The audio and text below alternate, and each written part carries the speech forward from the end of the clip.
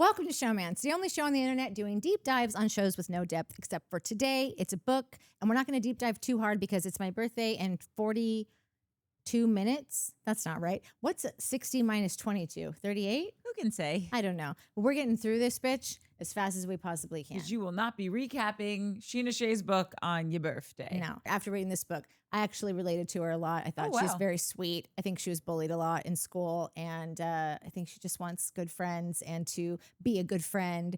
And were you bullied in school? No, I was the bully, so I feel bad about that, you know? No, I wasn't the bully. I just do my own thing. Okay, so the early life of Scheana Shay. You know she was born in Azusa? Yeah. The reason Azusa is named Azusa, A-Z-U-S-A, is because they were trying to get people to move out there, and their whole thing was you can get everything you need in Azusa, A to Z in the USA, and that's why it's Azusa. I know. It's also where I got my first cat, Lefty, so you can get everything you need in Azusa. She talks about how her mom still lives there to this day and is like so happy and never leaving. And she said that she thought that her mom really did have everything she ever wanted in life, and that she almost like double thought, like, why isn't this everything that I want in life? But like some people think that everything that they've ever wanted is in Azusa. So Azusa could be the place for you. Check it out. You know, she was named after Sheena Easton. Oh, I didn't know that. Yeah, named after Sheena Easton. Kind of cool. Yep. Hold on, I need to do a quick. There was a Sheena. It wasn't. Who was? There was a Sheena Easton. It wasn't Sheena Easton, but it was like the first season or the second season of what's the dumb show where they dance? The celebrities dance, Dancing with the Stars. That's where Sheena. That's her dream, is to be on Dancing with the Stars. Rachel Hunter was on this season, and it was at CBS, and I was working on So You Think You Can Dance and American Idol at the time, and they were at the stage right next to us. And Rachel Hunter and I used to smoke cigarettes together all the time. There's the red benches at CBS. If you know, you know. Her and I legit for like a whole season just fucking railing cigarettes and just having the greatest conversations. And then there was a Sheena Easton type. It's sliding down the tip of my tongue. Like pop star singer who my friend Jefferson was the art director. And Jefferson was like, he was that dude that like would melt every chick. He wouldn't take a shower for a week and he'd get 10 times hotter. It's the weirdest shit. But he was that guy and he would fucking whatever. But anyways, this pop star girl. This non-Sheena Easton. The non-Sheena Easton. Her name will come to me in like 15 minutes when you're in chapter 5. Well, we should just sing until then. I just want everyone to know this is why we have 3.5-hour shows, because Mike is going on a deep dive about someone who's not Sheena Easton. And that's who Sheena was named after. It's totally because of me. Anyways, Jefferson and Rachel Hunter and I were out there one day, and this girl came out and lost her goddamn mind over Jefferson, and borderline we almost had to get a restraining order on this pop star, like legit old school pop star. Okay. I suppose I could look up first season of. Keep going, I'll find it. Okay. She has a Mexican dad, and I think her mom is Polish and Russian, but her dad, her biological dad, it wasn't the one who raised her. He's around, but she has like a full-on stepdad who is like, she calls her dad, and his name's Ron. One thing that was really weird that she didn't even really understand is that her mom and Ron were together for so long, but they lived in separate houses. Interesting. Mom and Ron lived separately until marrying when she was in 5th grade. They were basically together anyway, unclear why the split households. Her great aunt Shirley played for the Rockford Peaches. Yeah. Wait, we are the members of the All-American Team. We what? play League of Their Own girls? Yes. Yes, Oh, we nice. play for cities near and far. We got Canadians. That probably didn't look right. Irish ones. I was going to stay on you on that. We're all for one, we're one for all, we're all Americans. That is so cool. I know. And that was a big influence on her. Told her genders don't matter. Do whatever you want. And this is why that Sheena told her mom, I'm trying out for the boys baseball team. And she made it. And she played second base. Good for you, Scheana Shay. Yeah. Only girl on the team. She played second base for 3 years on the all boys team. Smart kid. She skipped the 3rd grade. Wow. Sheana Shay skipped the 3rd grade. That's not nothing. It kind of was a bummer though, because she basically, I'm not sure if Sheena was ever the type that ever really had a real easy time in social circles. So for her to then skip Still an doesn't. entire grade, still doesn't. Yeah. So then for her to skip an entire grade, I think the social aspect of it was really hard on her. But she's always just been really smart. So, I can you know, see you that. win some, you lose some. After high school, she interviewed at Hooters, and the restaurant was under construction at the time. And so she had an interview, and then they asked her to come back at like 6:15 for a fit test to like do the try on the uniform. So she did that. But since the restaurant was under construction, they had like a trailer outside in the parking lot. And so she went in there, and the guy said, "Oh, make sure to change like right here, so like the construction workers don't see you." A guy said that to her. Yeah, like the manager. Okay. Oldest trick in the book. She'd been working there for months. The cop showed up at her house, and she's like, "Hello, hi, what are you doing here?" The guy had gotten busted because he had been filming girls for however long, several months, all underage girls, like not all in, but like many underage girls. And he would even say things like, "Oh, if you have a black bra on, just don't wear," like just like basically said everything to get them to just get as naked as possible before putting on the actual uniform. Gloria Allred was prosecuting the case. So Gloria, she asked everybody to come forward and talk about it. I think during just like one of Scheana's, like her telling her side of the story, Gloria fucking noticed, like, you know how to present a story, asked her to basically come on and like present, like be like talk to the media about it. Yeah. Flew her all over the country, talked to all the different networks she was on. She was on like CNN, and she was on about like morning shows and whatever. Wow. Yeah. So she was Did part this of that. guy ever get Yeah. like prosecuted? I think he only got 5 years. Wow. But like the amount of time that she had to spend doing that case, and then how much she said she did end up getting a little bit of money, but like nothing. Yeah. Like she didn't say what the amount was, but Yeah. like. Nominal. So when she was 21, she got a job at a private member cigar club in Hollywood, and that's where she met Eddie Cibrian 3 months later. I think it was in Beverly Hills. That's what I thought, but then I just know of one in Beverly Hills. so that, then like, a lot let's of just go with Beverly Hills. 'Cause That's what I wrote initially, and then how she was talking about it later, it sounded like, oh wait, it was in Hollywood? Okay. Wait, is that the ex-husband of what's her face from the Housewives? Yes, Yes. Brandy Glanville. Okay, so she met Eddie Cibrian 3 months later, and when he came there to play poker, she knew he was an actor, but she didn't recognize him. She just thinks, you know, everyone's an actor. Like, if I don't recognize him, he's not anyone. She kind of goes in to say that, like, this is like 2006. She doesn't have the internet. She has a Palm Trio. I had one of those phones. It has no web browser on it. Yeah. So she was basically just saying, like, and listen, when I'm telling you guys about this is her words. Like, you trust her or don't. Sometimes she seemed totally believable, and other times I'm like, you'd have to be deaf, dumb, and stupid. Yeah. But anyhow, like, it was a time where, like, she said she was literally going to internet cafes to check her emails for auditions. So, like, she's not Googling people at the time. And hi, Foof. That's weird as hell. You could get That's what I'm free saying. internet back then. Well, you were just, it was dial up. Like I had dial up when I first moved out here in 2004. Yeah. And I would just plug, literally, if I wanted to download a song, it would like take me all night, but I just plugged it into my phone line. Yeah. And that's how I got the internet. So you had internet. Yeah, just like dial-up. everyone else in the whole world. Right. But she's saying she didn't I have didn't internet. have, when I moved to LA, Not everyone in the whole world. I know someone's going to hear that and be like, there's a Check your tribe in privilege. South America that doesn't have internet, asshole. Sorry. I'm trying to think of when I don't think I think it was a long time She before. also might not have owned a computer. I don't think she did. And like, Because if I didn't own a computer, then I like wouldn't have that had the makes internet. more sense to me that she didn't have a computer than she didn't have internet. Like you could net zero was like the hottest fucking internet forever. It was literally free. That was their jam.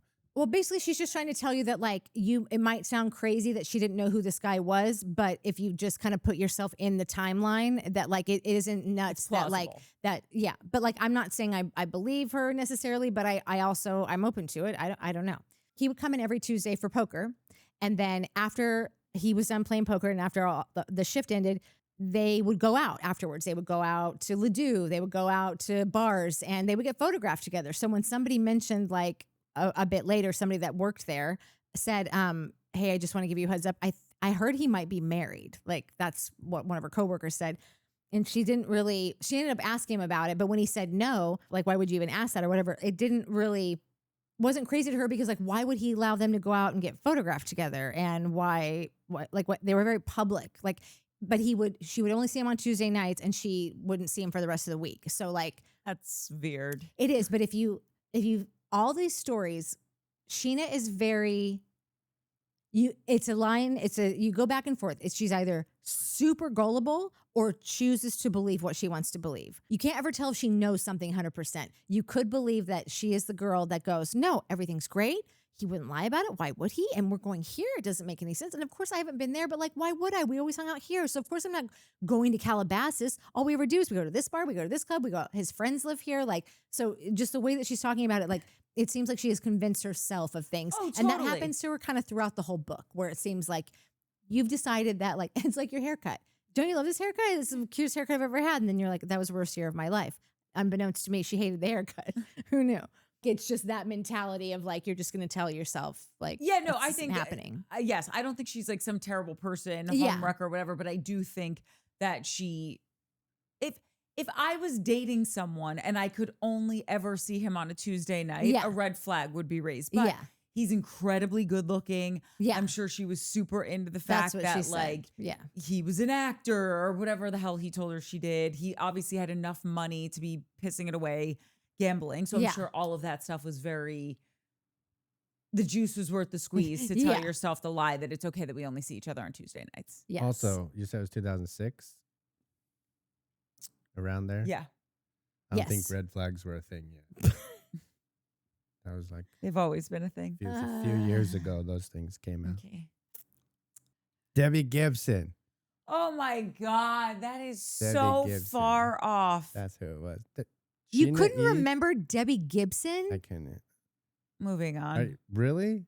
You're going to give me shit, anyone shit for not Over remembering singers? something? Yeah, I am. Debbie Gibson?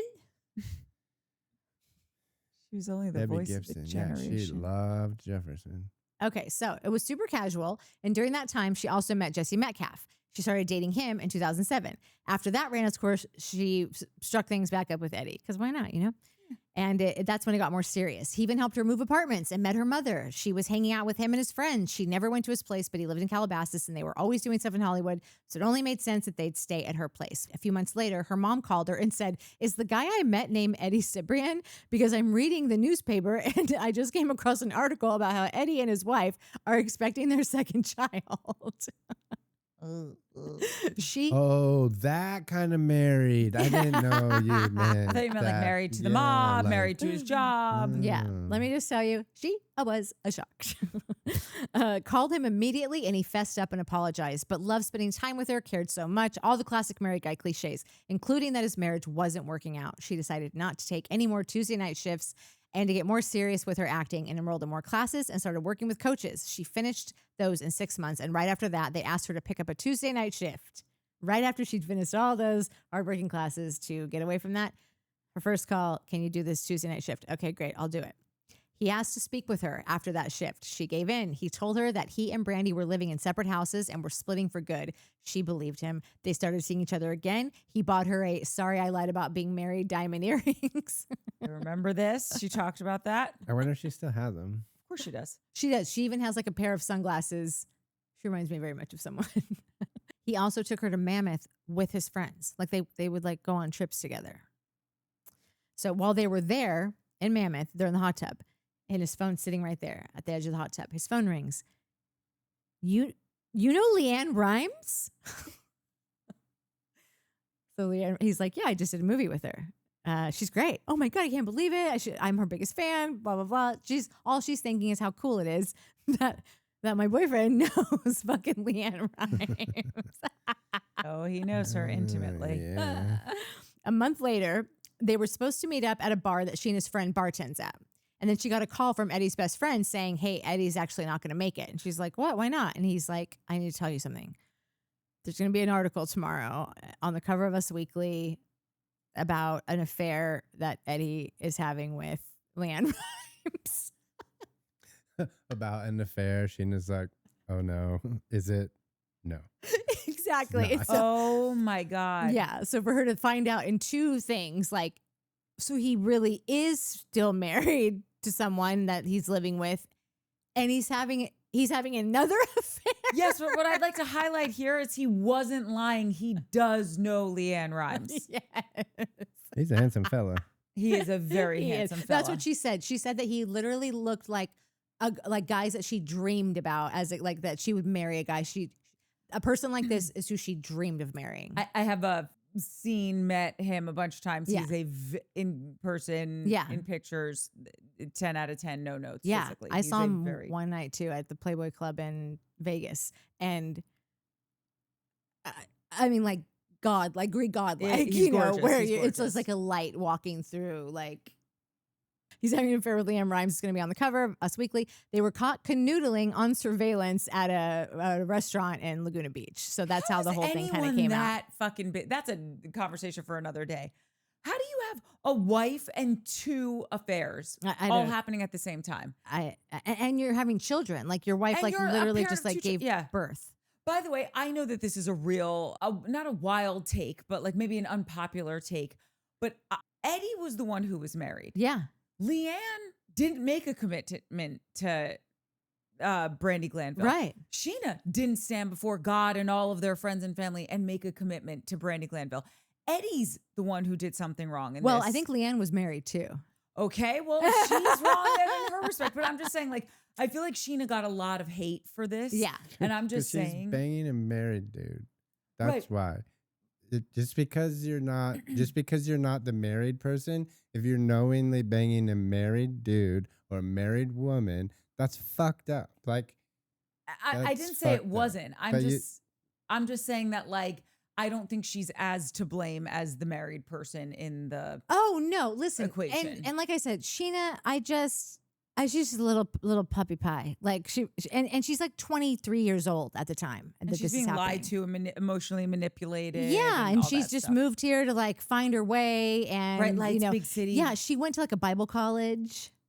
She's raised Catholic, went to like a Catholic, I think, college, and then It's giving Monica Lewinsky. That's all I'm going to say. yeah, a little puppy. Anyway. So furious when one of her friends told the tabloids that she and Eddie were seeing each other after the news of the affair with Leanne broke, she confirmed it as a fuck you. She was like, yeah, I am. Even though it wasn't true. Then an attorney called and asked her to sign something saying that happened. And she's like, never mind. Then one of Eddie's friends called her and asked her to sign something saying she hadn't seen him since the affair started. Because it clearly, I think this is just from what I remember. This isn't in her book, but I think that was Leanne's thing. Like, I need you to sign something saying that you've only been with your wife since me. And Scheana did it. She's like, because the theme of her whole book is I'm a people pleaser. I always do this. It never pays off, but here I am at some attorney's office for a guy that's been cheating on me this whole time to reassure his new girlfriend that like nothing was going on. So she claims to this day that she truly never knew he was married, but feels horrible now because she was only 23 at the time and just never took Brandy and her kids into consideration. Like when you're that age and you haven't been through any of that, like they're just like cartoon characters to you, you know? Like, and that's kind of how I feel about reality stars that we talk about, is that they're just like cartoon characters. So she's saying now, like it stays with her and it will come into play later on. So one night, John Mayer came into the cigar lounge and she started hooking up with him for about 6 months. She kept it super quiet, but one of the staff ratted her out and she got fired. Apparently, staff is forbidden to date any of the members. Now, Eddie wasn't a member, and John, wait, at what club? the cigar club. Oh, right. Eddie wasn't a member, so that's why it was never an issue with him. And then she didn't know that John Mayer was a member because he wasn't of her lounge, but he was at the New York club, and it carried over. So she got shit canned. After that same person that told on her and got her fired went to the tabloids and told them about the affair between her and John. So then that Not affair, but them hooking up. John. Oh yeah. wasn't listening It up. just Yeah, not okay. it just like said like, oh, Scheana is dating fucking John Mayer. So then they stopped seeing each other, and she thinks it was because he thought that she's the one that went to the tabloids. Well, then she went and did an interview. Coca just posted it on Instagram. Yeah. Did you see it? I didn't see that, but Scheana says after the fact, I went back and corrected the record, probably not the wisest thing in retrospect, but like I was just tired of everyone like basically controlling the narrative. Like basically like people just tell the It press came about off things with real me. bad. I watched Yeah. the interview. It was Yeah. There's She- so much in this book that I'm like, like not the best choice. Yeah. No judgment, but just not the best choice. Like when the interviewer was saying, so like, what do you and John do? And she's like, why are you even sitting yeah, why are you down even talking sitting for about this? this? Yeah. Just let it lie. Yeah. So after that, she started dating a guy named Colin for the next 6 months. This was like a normal guy. Like she stopped dating celebrities, stopped like looking for like that kind of thing. And she just dated a guy that like worked at restaurants. And then like when she was there at the bar with her friend, she noticed like out the window, like out in front of the restaurant, he's making out with some other girl. So she storms out of there and is like, fuck you. She went to Vegas that weekend to get revenge, to hook up with that guy's best friend. Well, so while she's there, since that's her whole intent is revenge, she like changes her Facebook status to like let everybody know that she's in Vegas. In the beginning of her book, she talks about having a really good friend, Michael Shay. She talks about having Michael, like that they grew up together and he gave her a ride to school every day during like 2 years of high school, like always just friend and whatever. But since she changed her Facebook status to say that, she then gets a notification from Michael Shay, her old friend from high school. And he's like, oh, I'm actually in Vegas too with my boys doing, whatever it was. So they kind of reconnect there. And then after Vegas, they stay in touch, and he ended up helping her move into a new place at Park La Brea. Yeah. Anyone who's anyone has lived at I've never lived there, but Mike lived there. That's because you're not anyone. Even when Mike and I split for a minute, he lived at Park La Brea. And so on those nights that you just decide, I'm just going to go with my ex-boyfriend. So you kind of lived at Park La Brea. I kind of said, I had some wild nights at Park La Brea. After they reconnect in Vegas, they're back in LA and they get together. So they're together for about a year. And then her and Shay were at the Parlor on Melrose, RIP. It went closed during the pandemic. And they ran into that guy, Colin, the guy she caught making out with the other girl that spurred the Vegas trip. He reached out to her after that and basically poured his heart out about how he'd made a huge mistake and his life would have been so much better if he had picked her, and that he had been super depressed ever since. And so she's thinking like, well, that's on you. I was here. You chose her, lesson learned, whatever. A week later, she got a call that he drove to the top of Mulholland and took his life. So that depression wasn't just like trying to get her. That's sad. I know. And it like haunted her for forever and ever. It still haunts her to this day. So after the cigar bar, she was referred to Villa Blanca. That's how she went to Villa Blanca. They had just opened the night before, so they were hiring a bunch of new staff. And she met with Ken and Lisa's husband. And She's not the full ticket, babe. I love when Ken said that about Kyle. Yeah. But he says to Scheana, well, you're not very cute and you don't have much of a personality. Can you start today? And she didn't know Ken. And she's like, I would later find that this is just his dry British sense of humor. But that's what he said to her. Like, you're not very cute and you don't have much of a personality. Can you start today? She said yes. Yeah, she did really well there. Lisa had her working a lot, including bartending shifts on the weekends. And that's how she met Tom Sandoval. And they hit it off immediately. And she worked at Villa Blanca for 5 years. Yeah. So it's like a long history of being a server in the Vanderpump circle, which I didn't realize. So in 2011, Lisa asked her to work at SUR the night they opened up their garden lounge. She knew they'd be filming The Housewives that night. But even at Villa Blanca, she always tried to dodge the cameras because she didn't want to be on TV as like a background server. She was still in the vein of like, I'm working towards this goal and I don't want to be known as like, I'm just this fucking server here. So she had no idea what taking that shift would mean that night at SUR. She was walking into a setup for a spinoff of The Housewives. She saw Brandy, totally surprised, tried to like bob and weave around her. And then Lisa came over to her and another server and said, what are you guys doing? Go after those ladies. Give them some hors d'oeuvres. So she goes over there. She like tries to like keep her head down and kind of just like offers them, here's some goat cheese balls. And Brandy's like, that's that Scheana girl. And so Scheana kind of like walks off and goes to Lisa and she's like, I should tell you that I used to date that woman's husband and I feel like I should probably go. And then Lisa's like, oh my God, I had no idea. Please, yes, please go.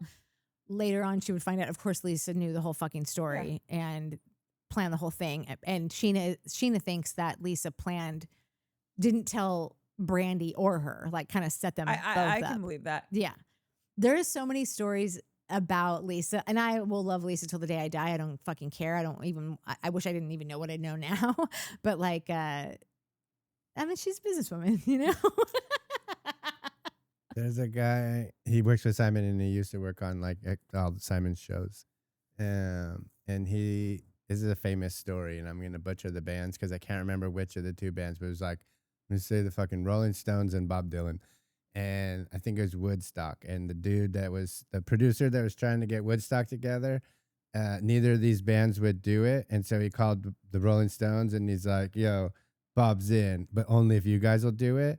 And they were like, well, Bob's in, and said, then we'll do it. But he didn't have Bob Dylan. Bob So wasn't then in. he called Bob Dylan and was like, listen, the Stones will do it, but they said only if you go. Like he Yeah. did the whole thing and it worked and got both of the fucking bands to show up. I like that. Yeah, and it's like that. It's exactly like Not that. sure if it's really like that, but like I appreciate that. I like that story. It's the opposite of that. So that episode would end up being the finale of the Housewives that season. So Scheana would be portrayed as the homewrecking whore in there. And not long after wrap of that, talk of the spinoff began. So by October of that year, Scheana, Stassi, Jax, Tom Sandoval, Kristen, and Katie Maloney were filming the Vanderpump pilot. It was greenlit shortly after that, and they were filming season 1 in the summer of 2012. It premiered on Bravo in January of 2013. When it was offered to Scheana originally, she didn't want to do the reality show still. She still wanted to be an actor, but they pitched the show to her that it would be about a group of people working at a restaurant pursuing a career in entertainment and that they would follow her journey, including auditions and other creative ventures. She said it would take her years to realize, like, that's not happening. She began getting calls every morning at 7 a.m. from Lisa telling her what she'd like to have conveyed in the narrative without directly suggesting it. She didn't know who else, if anyone, was getting these calls, but she was a big Lisa pleaser and wanted to do everything she could for her. The calls declined in season 7 after James Kennedy body shamed Katie Maloney. Katie Maloney demanded that it's him or me, like fire him or I'm out of here. And so then Lisa suggested that Scheana interject and say, no, but I love James. And in that moment, when it was brought up, like in the meeting or whatever, Scheana didn't, because she was like, it's horrible what he said. Yeah. Like, I don't think they should have to work together. But she's like, but I really still wanted to please Lisa. So I just said, well, what if they don't work on the same days? And she said Lisa was just like, oh my God, like basically like that was sort of the demise of their relationship, is her not being doing her that. minion. Yeah, being her minion. This is season 7. Like is it season 7? Yeah. Yeah, it had been for that long that she was pretty much. And if you look back, this is kind of like I would say the through line of Sheena's life is like doing things for shows, for bosses, for boyfriends, for whatever, that like she thinks like, no, they're going to get me back. They're going to take care of me, you know? And it just like, had this whole thing with Brock not come out, I would say, well, it doesn't matter anymore because she did find someone to take care of her. And of course, then we all know where we're getting to by the end of this, but you know. So Stassi, Katie, and Kristen hated her and bullied her all the time. She had such a great like family, like work family at Villa Blanca that it was like night and day coming to this restaurant that's just like down the street, essentially. And she begged Ariana, because Ariana also worked at Villa Blanca. So she begged Ariana to come and work at SUR. And Ariana had the same, like, she also was still trying to be an actor and didn't like want to be on a reality show. But, you know, money's money. So eventually she does it.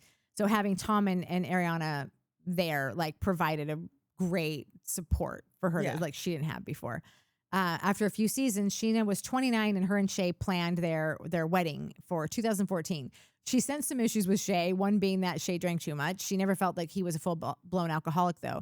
He liked to have a Vicodin with his beer, but like all of her friends like were either fucking doing coke or doing ecstasy or drinking a ton or whatever. So it was just like, well, the bar wasn't high to differentiate between like, or just maybe have a glass of wine. Like, I think it's an interesting choice. It's a strong choice to be having Vicodins and beer, but all like, the time.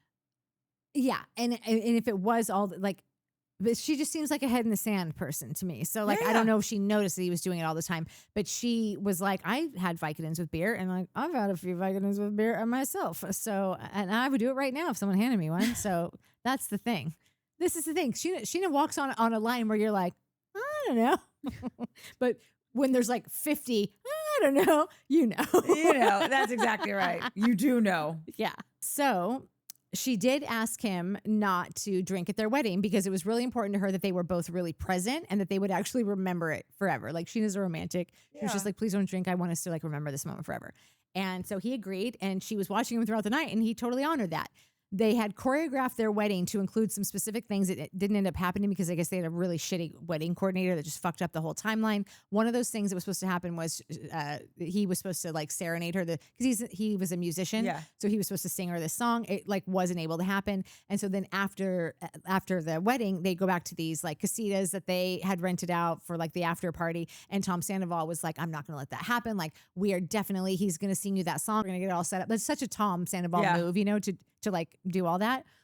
So he does all that. And then, but she said right before Shay was about to sing, she noticed that like out of nowhere, he was like totally glazed over and like could barely stand up. And she was like, how the fuck did he get this wasted in like the drive over here or like whatever?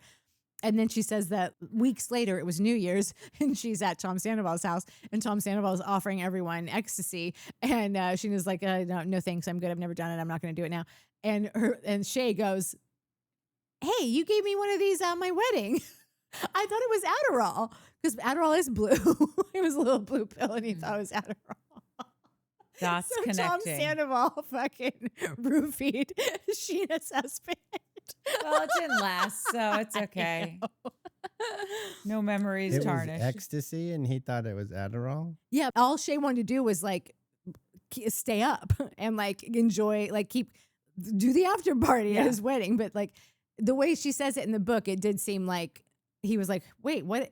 Isn't that what you gave me on my wedding? I thought it was Adderall. Wrong button. So over the next year, she caught him taking Vicodin that she had been prescribed for a dental surgery that she had, but she doesn't take them. That's a you thing. She found a huge bottle of pills in his car when she took it to get washed. Her dad had a chronic knee injury, and so he had been prescribed pills, one after another.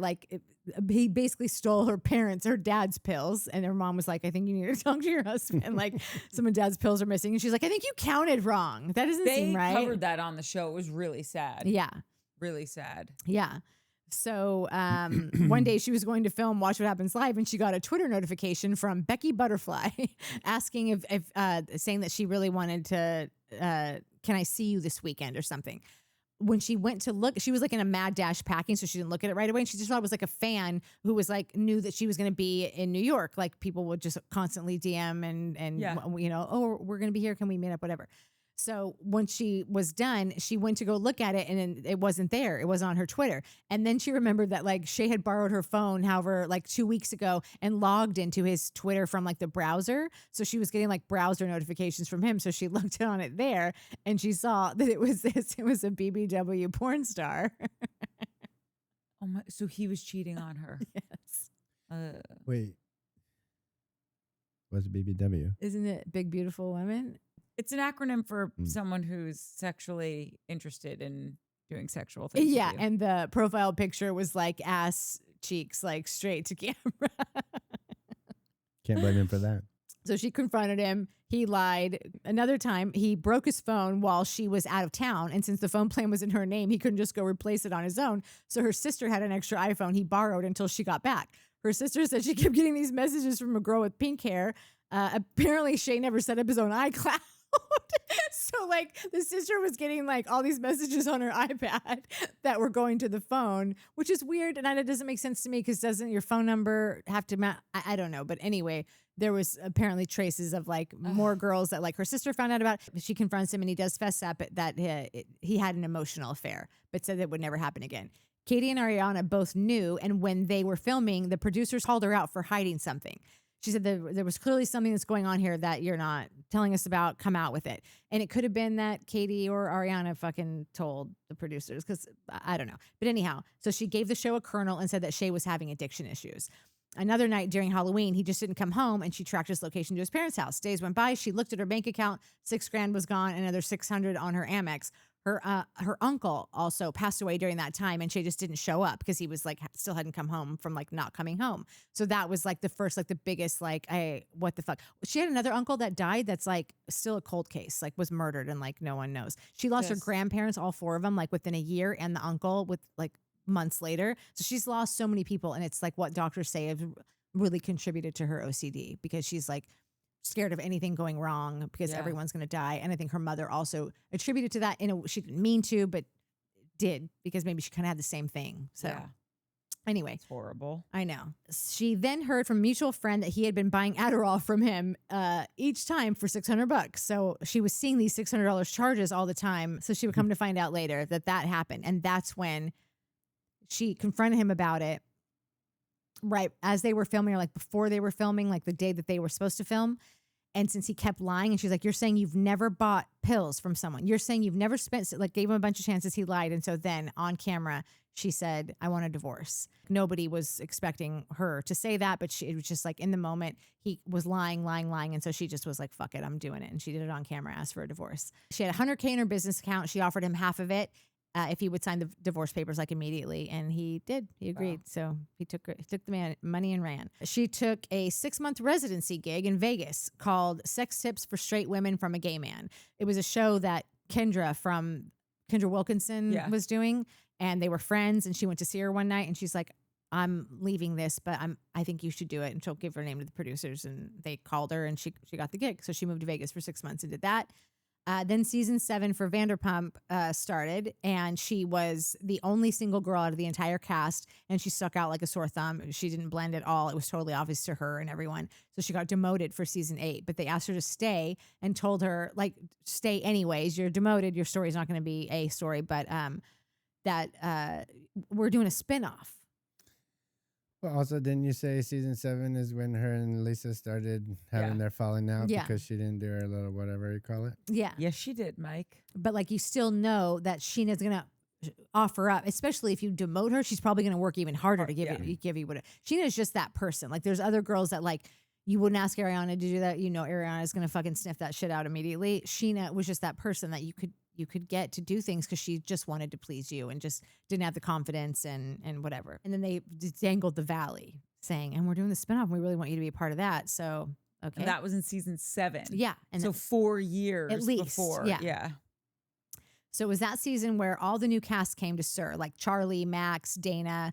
There was so much manipulation of Scheana's scenes to make her look horrible. She was she was boy crazy, chasing boys who didn't like her. Scenes where the lighting would be totally different on one angle than it was. Like, they'd be outside and be like dark and then light, and just like very obvious that they were just using Scheana that year because she wasn't a full-time, as you would use anybody who's sort of on the B team, you know? Yeah.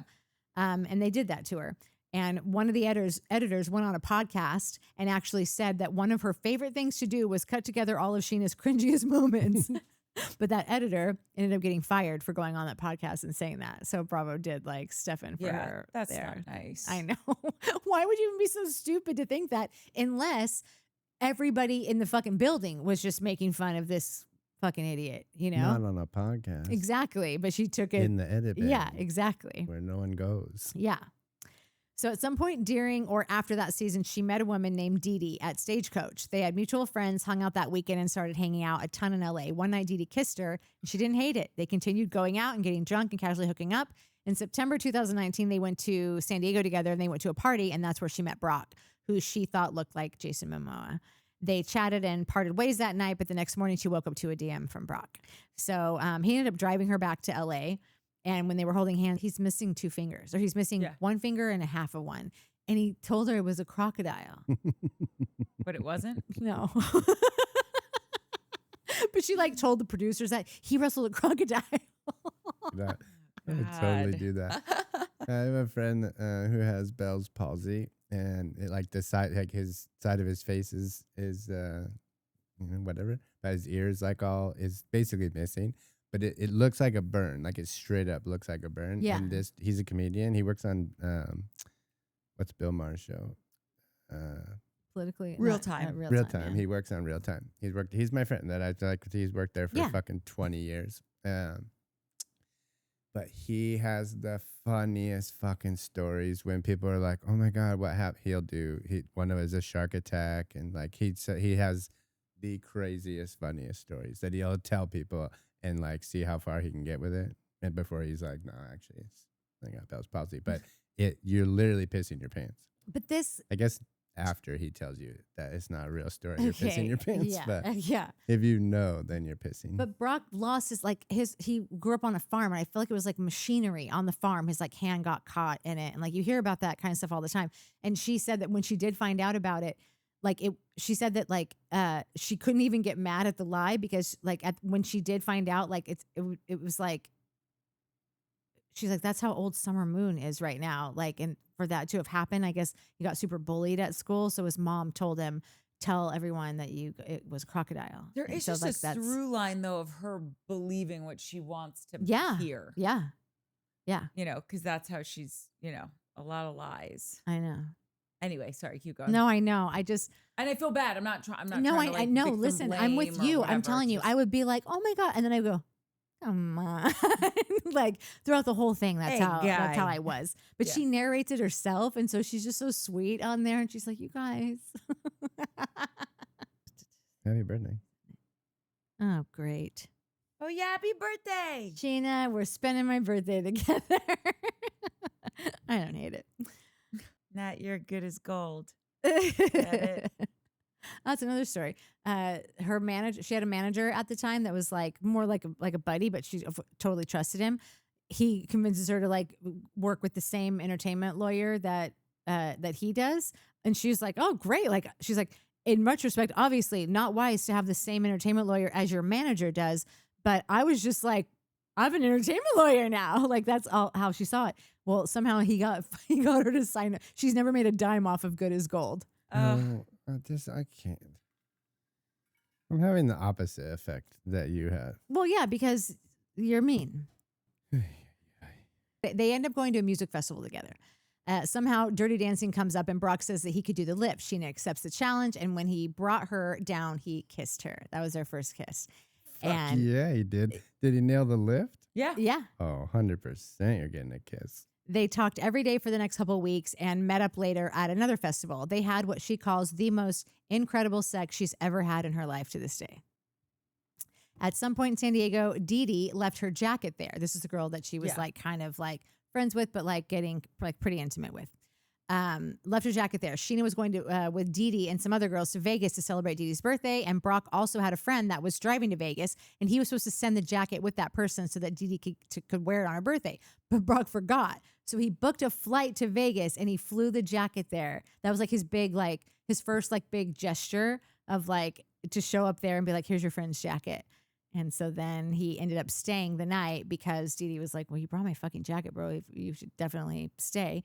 And then her and the girl were kind of still like, they would like make out in front of him and whatever. And so that's all still happening. What? Did he bang him? No. She's the hostess with the mostest. You know, she's there to like, But she's putting on the party. Dee She's like Dee- making sure her friends have the best birthday ever. And so. Sheena and Dee Dee were together, and Brock had Dee Dee's jacket, and he was like, "Oh, I'll bring the jacket to Vegas."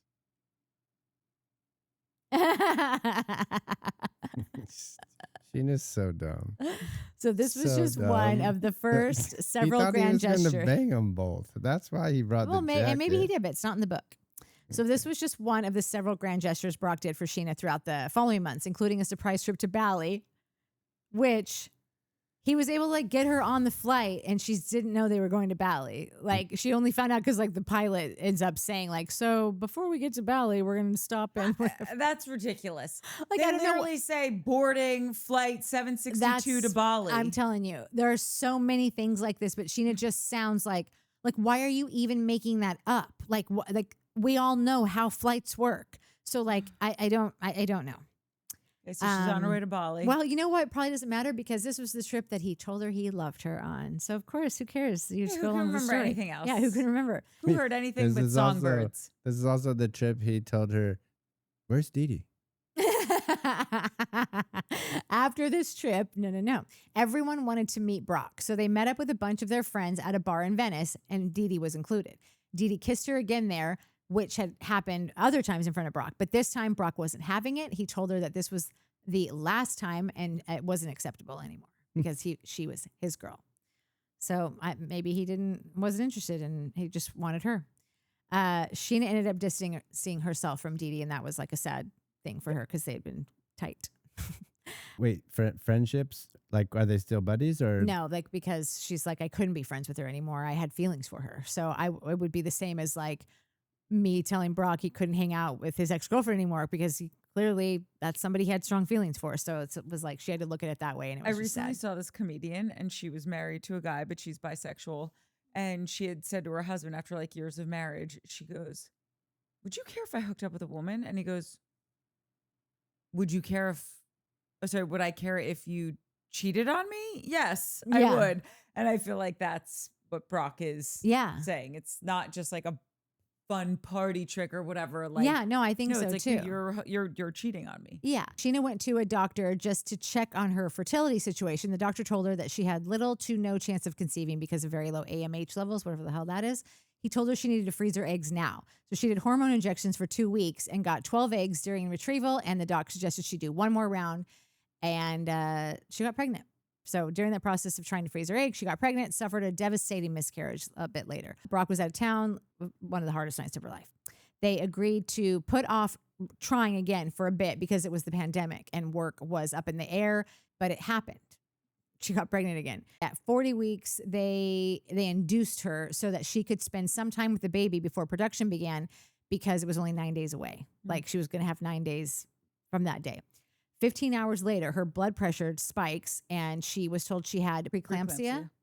The baby's heart rate was dropping and Scheana thought for sure that this was her fault for inducing and that she caused this. But she found out later that inducing is what revealed the preeclampsia. And in fact, she could have died had she just like had it naturally. But the baby was also born sleepy and blue and it was from the magnesium drip, which is totally a normal thing, but no one told her that. So Scheana said for a full minute, she thought she gave birth to a stillborn baby. Poor fucking Scheana, man.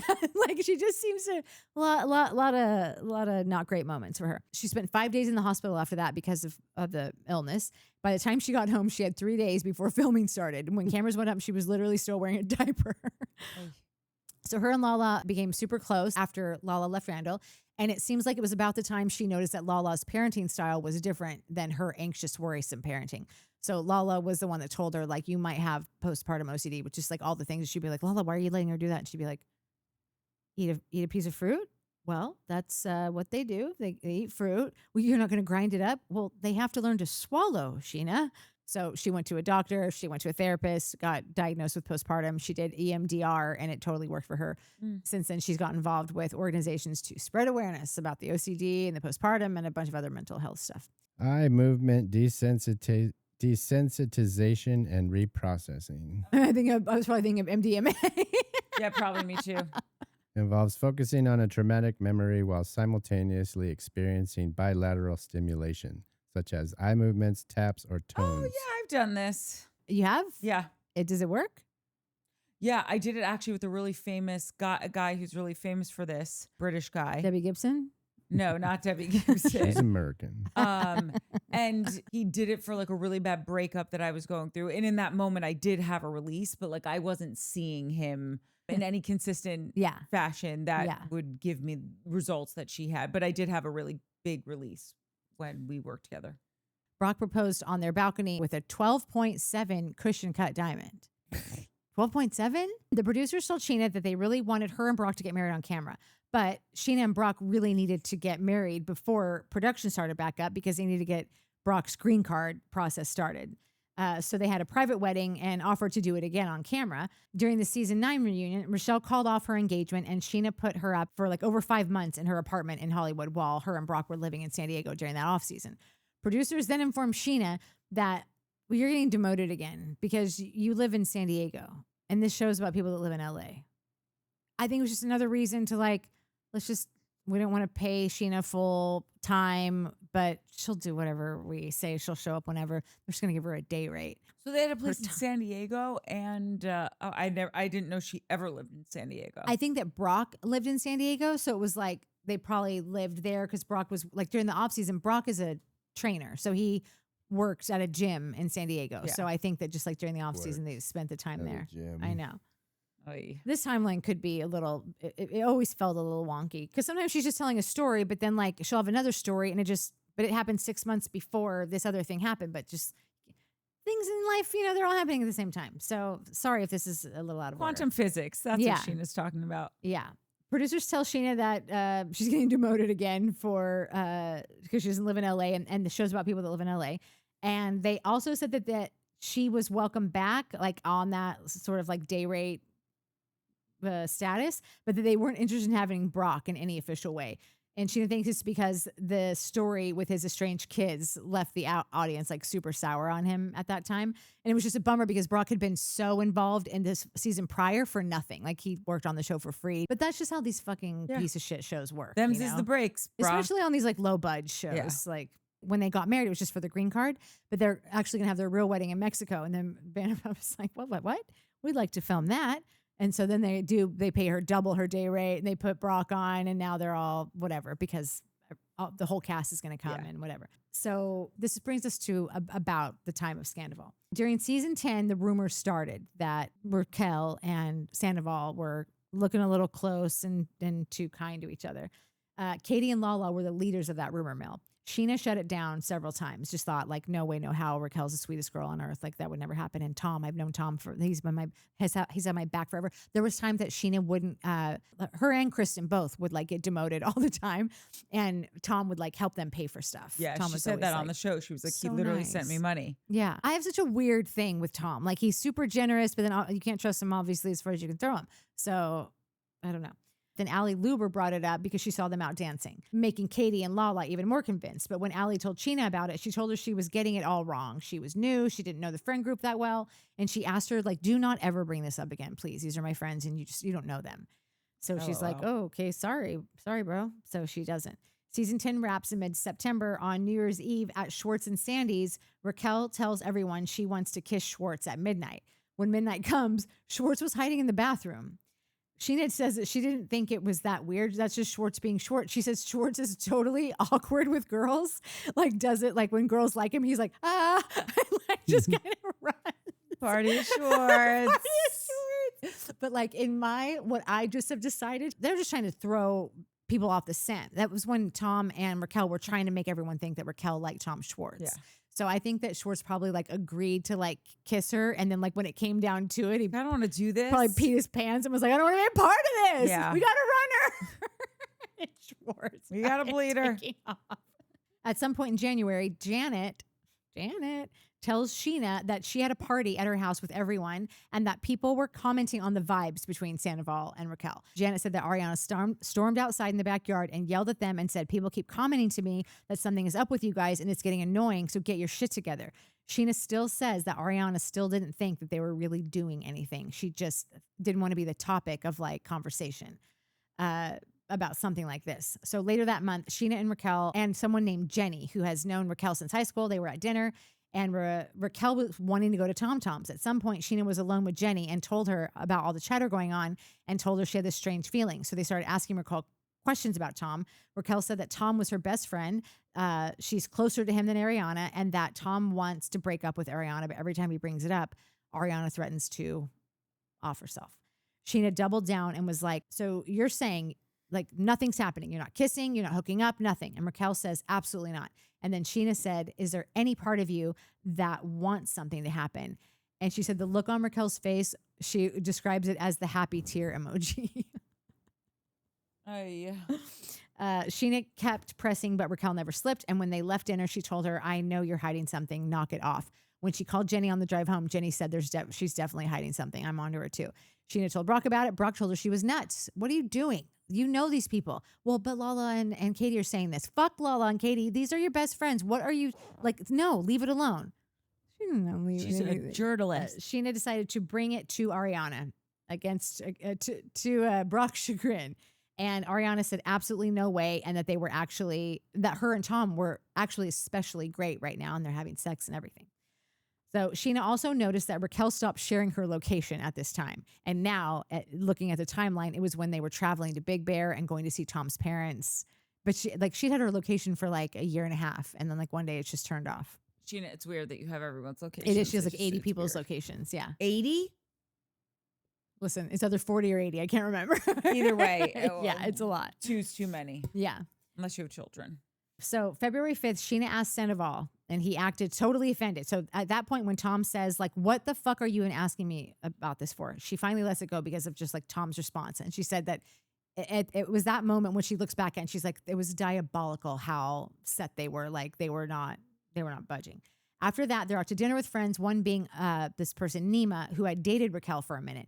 He said to her in front of everyone, dude, what's up? Your energy is off. They would come to find later that right before that dinner is when she had done the FaceTime with Scandoval. The next morning after dinner, Raquel and Scheana were doing press all day.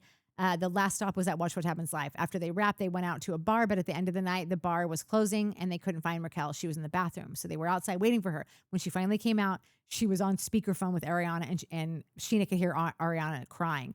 Scheana asked Raquel, like, what's going on? And she said, she just found out that Tom and I have been having an affair for the last 7 months. She could also hear Tom on speakerphone yelling at Ariana while Ariana was sobbing. Scheana grabbed the phone from Raquel and threw it as hard as she could in a gutter in the street. As Scheana was walking away from Raquel grabbed her hand so she would listen to her. Scheana, pushes her off. Raquel comes for her again, and that's when Scheana turns around and like shoves her, and she like hits a wall on a building. And this is where the restraining order thing gets filed later. Yeah. So she's on the phone. She calls Ariana from her hotel room, and she's like, I just threw that bitch's phone and pushed her. And Tom swears he heard and punched her. So that I think that Scheana thinks that Tom had a heavy hand in convincing Raquel because Raquel was wasted. Yeah. So that's how the whole fucking restraining order started, was because Tom said that you said punched her. And she's like, I never fucking punched her. I remember she was on Watch What Happens Live, and she has like those coffin nails. She's like, I can't even make a fist. Look. Yeah. Thank you. No further witnesses, Your Honor. So towards the end of Scandoval, there was these blind items that were appearing about Brock hooking up with Raquel too. Do you remember hearing about I heard that Brock might be hooking up with Raquel. So and wasn't there one with Brock and Lala? Oh, maybe there was that too. Mm-hmm. So there was that. I've probably missed that one. There was that one. There was one with Lala. There's one and then one about a girl in San Diego that Brock had dated before Scheana. So all of these seem like this is all horseshit. This is just like Scandoval's trying to people are just dying for another fucking scandal. And so she blew like all of them off. But I guess in Brock's head, he's just seeing blind item after blind item come and go and going any second now they're going to say the right one. So one night when they sat down to watch Jersey Housewives, Brock looked at her and was like, we need to talk. I need to tell you something.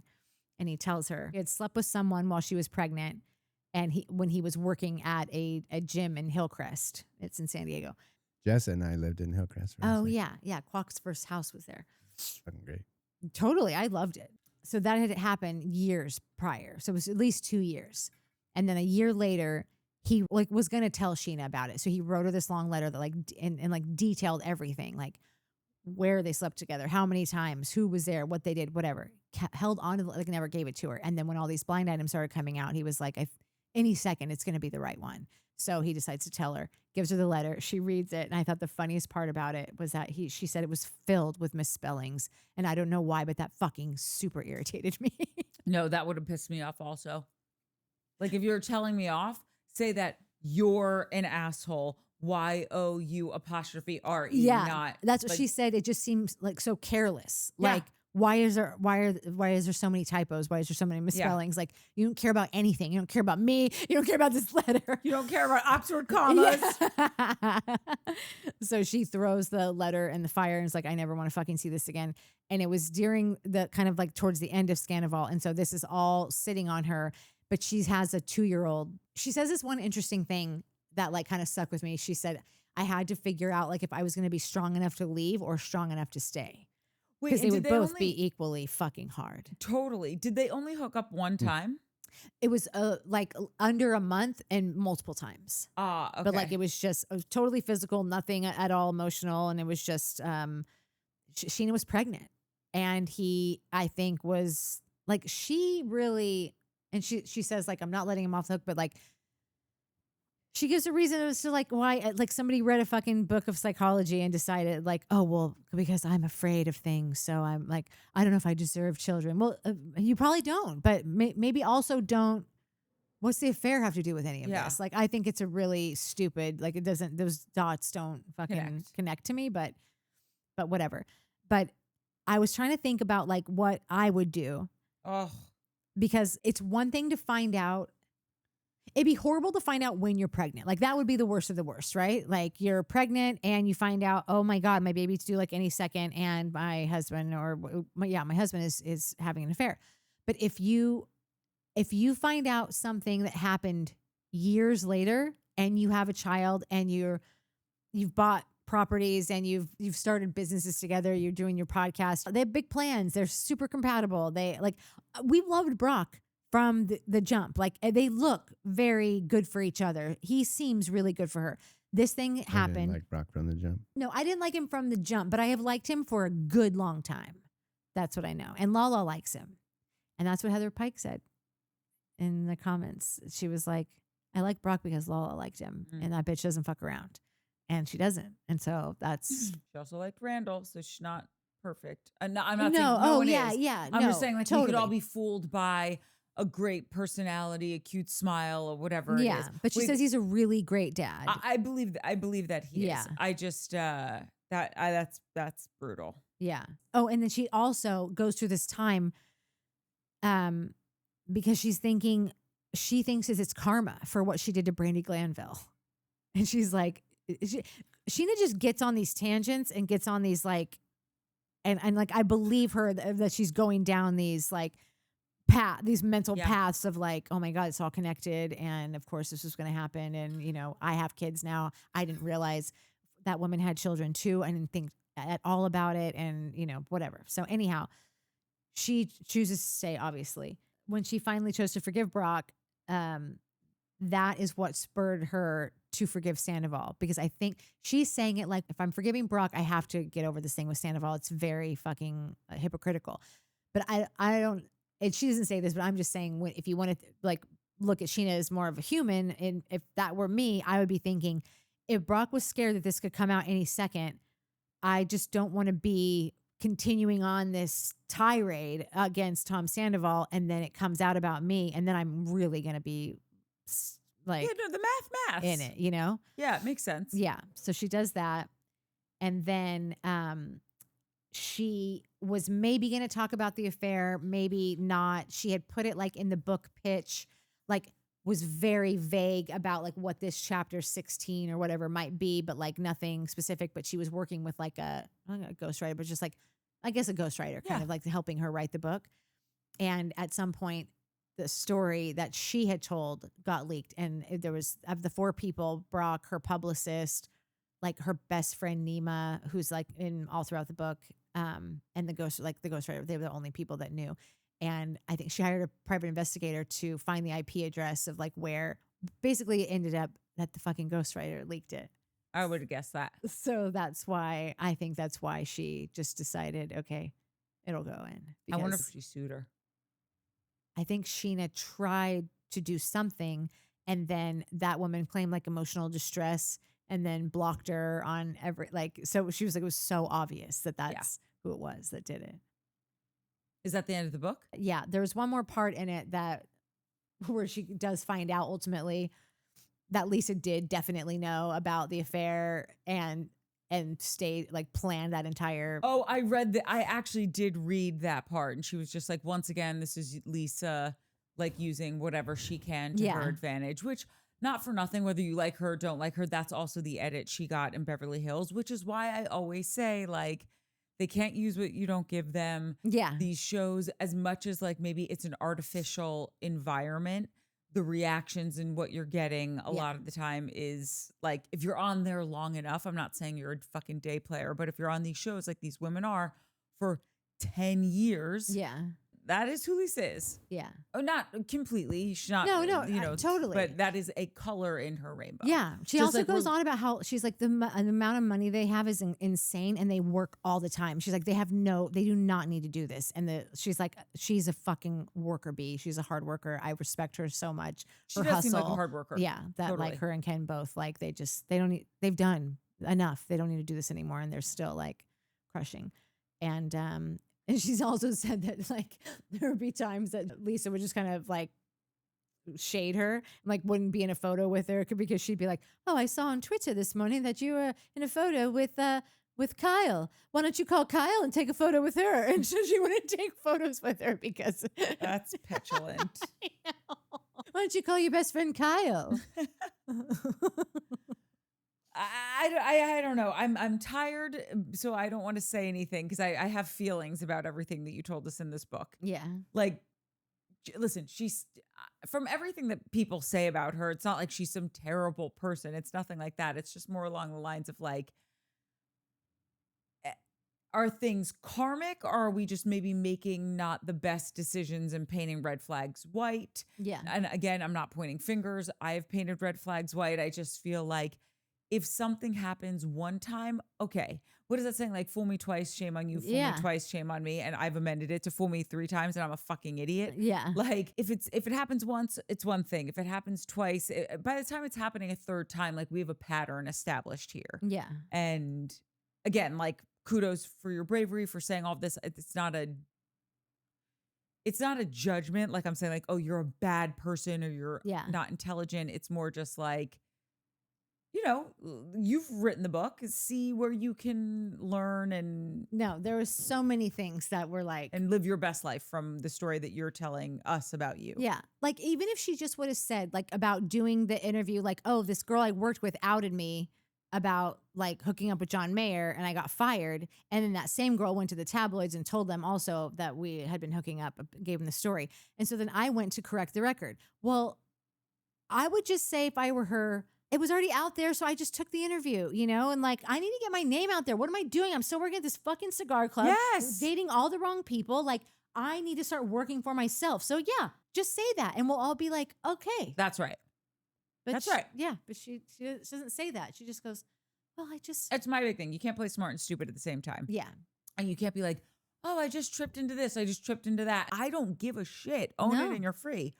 Just be like, yeah, I thought not only did I like him, but I also thought, being seen with him, then I would have some recognition. So then I would go in on auditions and whatever. But like I played it wrong. Yeah. Because you can like someone who's in the public eye and also recognize that this could be helpful for you. Exactly. Just be honest about it. Okay, so that concludes Scheana Shay's. It's our first book club. What's it called? My Good Side, which I thought was a really sweet title because like she's obsessed with being shot on her left side. And she's a people pleaser. Yeah. So for her to actually say, no, this is my good side, it was probably the first time she ever like really asserted herself and said no. Okay. Thanks, Scheana. Like and subscribe. Yeah. Love you. Bye. Thanks for coming to our book club.